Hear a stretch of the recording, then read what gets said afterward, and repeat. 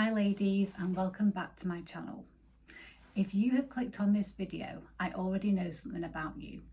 You have been through something incredibly painful. You either grew up in a family or were in a relationship where you were not allowed to be who you truly are. You were not allowed to express who you are. Your feelings were dismissed, your intuition was questioned, and your self-worth was eroded slowly over time. And now you're trying to find your way back to yourself. I've been there too, and in this video I'm going to share with you how I began trusting myself after surviving narcissistic abuse, and how you can too. The hardest part about narcissistic abuse is that it doesn't always look like abuse. It's very subtle, it's very emotional and very confusing. You might have been gaslit, manipulated, or made to feel like you were the problem.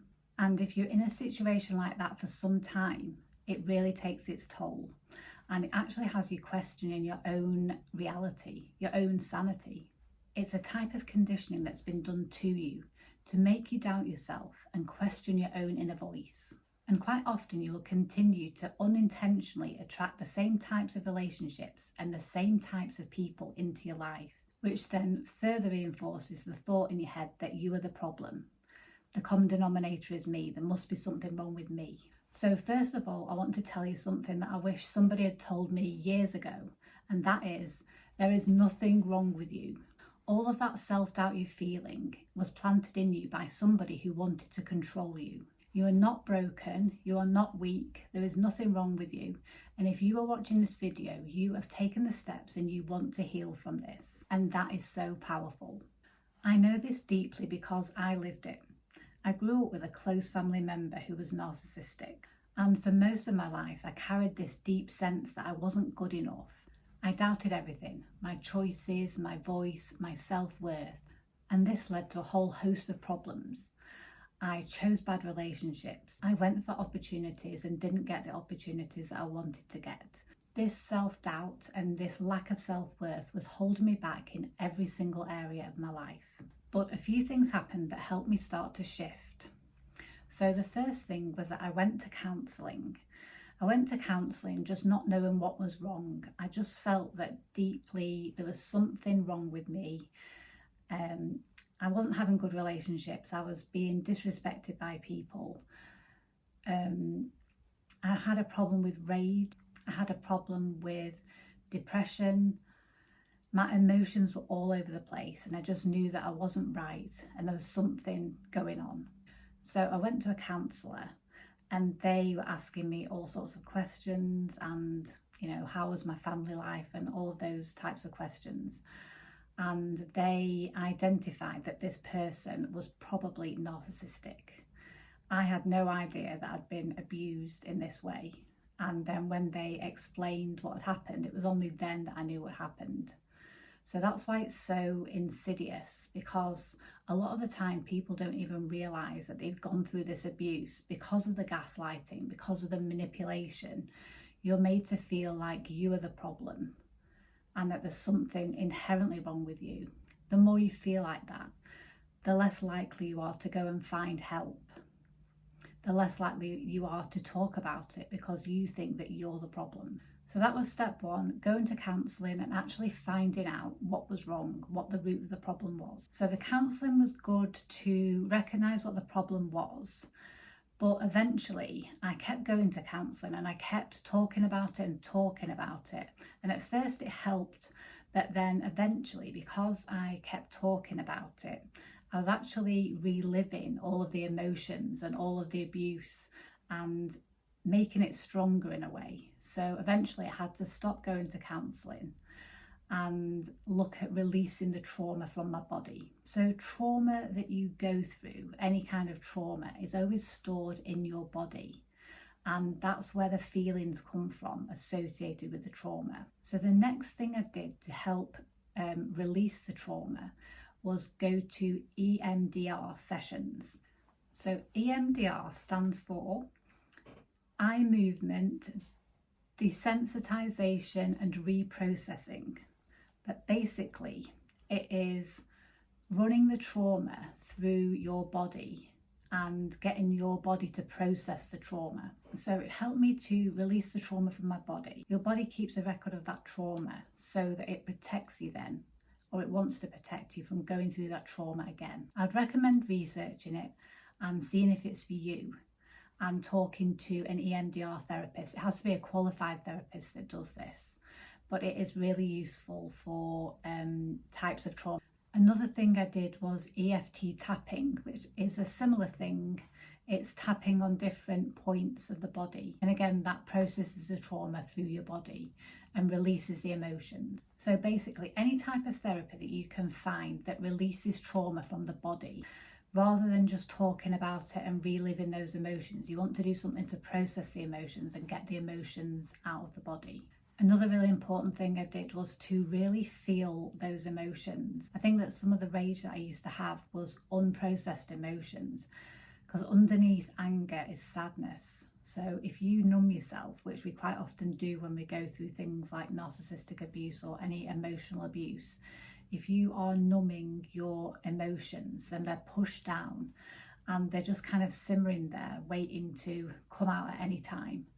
So if you can really go back and feel those emotions, so it might be quite difficult if you've numbed those emotions. So what you could do is watch a sad movie or listen to some sad music just to get those emotions coming out. And it's just really important to connect to your body and connect to those emotions.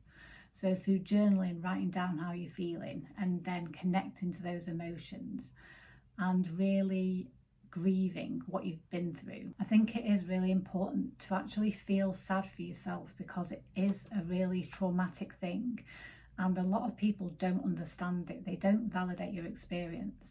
I know I've had experiences where I've told friends what I've been through or what my family life was like, and they've kind of almost like been like, oh well, someone was just a bit mean to you, like get over it, it's not a big deal, you weren't physically abused, nothing really bad happened to you. And I don't think people that haven't been through narcissistic abuse, they can't actually comprehend what it is and how bad it actually is to go through and how much it actually affects your self-esteem and your self-worth and your self-concept. So really just breathe, take a moment and connect to yourself. And the final and most recent thing I've done is to reconnect to my feminine energy. So this is really reconnecting to my body and my intuition. So your intuition is your biggest ally when you're a woman and when you are trying to find safe relationships to be in, because your intuition will tell you who to give time to and who to pull away from.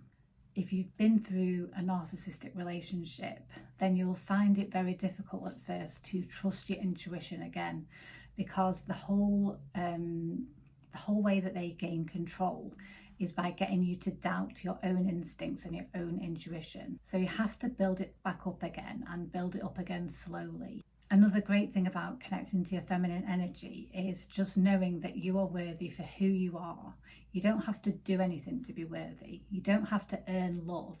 You are inherently worthy just as you are. So it's connecting to your softness, your creativity and your intuition. So the most important thing after going through something like that is to come back to your own sense of worthiness and to be able to trust your intuition. And that's what I really want for you. So how do you actually start trusting yourself again after narcissistic abuse? Here are a few things that truly changed everything for me. So the first thing is to reclaim your inner voice. Start listening to your own thoughts and feelings, not the thoughts that were planted in you. When that critical voice shows up, ask yourself, is this me or is this them? So write it down, get it out of your head and get it into the light and get clear. Is this you or is this them? This will really help you to recognise what is coming from you and what is coming from that conditioning. You don't have to believe everything you think. You are separate from your thoughts. If it doesn't align with who you want to be, then you don't have to believe it. And we'll talk a little bit about self-concept later on in the video. You just need to know who you are. So the second thing is to make small promises to yourself and to keep them. So start off small with something like, I'm going to go for a 10-minute walk today. But make sure you book it in your diary and make sure that you do it. So every time that you do something that you've promised yourself, You send the message to yourself that you can trust yourself now. You can rely on you. And that is how you rebuild self-trust, step by step. Number 3 is to connect to your feminine energy. So for me, this was a game changer. So feminine energy isn't about appearance and it isn't about controlling things. It's about feeling and going with the flow. The more that you can connect to your body and connect to your feelings, the more your intuition will grow. So instead of trying to control and fix things, try dancing in the living room. Try resting without guilt or creating something that's just for you. The more that you can connect to your true self, the less room you'll have for those old voices. It's about spending time with yourself and really connecting to that part of you, that part deep inside that can't be hurt by anything. That is the true and real you. Start to make some decisions from your feminine energy. So start off small. And when you need to make a decision, ask your body, what should we do? And then listen for the response, and your body will tell you. This is the essence of using your intuition. And as you keep making these small decisions, your confidence will grow and you'll learn to be able to trust yourself more and more. Your intuition is your guiding light when it comes to life and when it comes to relationships and other opportunities. It will guide you in the way to go and it will keep you safe. So the 4th thing I did was to look at my self-concept. When you've been through something like a narcissistic relationship, your self-concept is on the floor. You feel totally unworthy. So if you can change your self-concept, then everything changes. So to change your self-concept, you first have to know who you truly are. So if you cut off all of the past, so you haven't been through any of this abuse, you haven't got any kind of story in your head about who you are, what you believe in, so you just get to start from today. Today is the first day of your life. And also you don't have any future to worry about. So who are you now with no story, no past, no future? You are just consciousness. You're just observing. There is no concept of you. You are inherently worthy.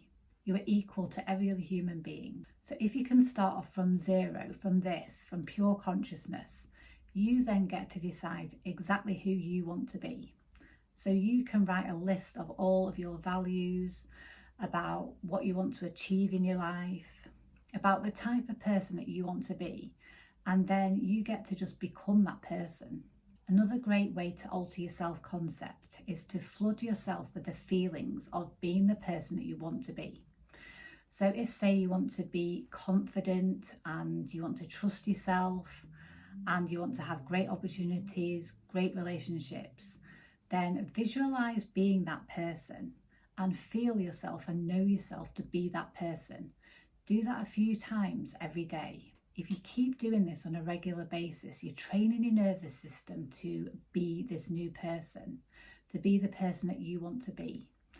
And you will leave all of the past voices behind and you will gradually start to become this new person. You don't have to become someone new to start trusting yourself again. You just have to go back to who you really are, and then you get to create who you want to be. I want you to know that healing is possible. I'm not special. All I did was cut off the past, stop listening to those old voices, those abusive voices, and I started listening to my own heart. If you're ready to walk this journey, you are not alone. I'm here, and there's a whole sisterhood of women who are rising from the same ashes. If this spoke to you, I'd love it if you'd like the video, subscribe, and leave a comment to tell me your own experiences with this. And if you want more support, I've got more videos coming that go even deeper. You can trust yourself again, and I'm so proud of you for starting today. See you in the next one.